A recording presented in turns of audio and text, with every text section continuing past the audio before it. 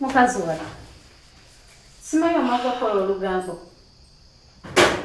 Oba nkuyambeko.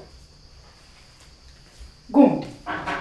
Simanyi olowooza bwe tuba nga tubeera mu nnyumba emu kyatteeka nti nze nawe tulina okukolagana. Kati gwe mukazi wattu. Olowooza nti okusula mu nnyumba emu kitegeeza nti nkwagala. Teweerimba.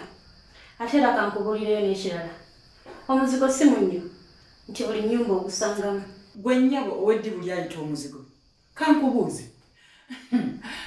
Omuntu bw'akubuuza sitatasi yo ogamba oti. Omuddamu oti.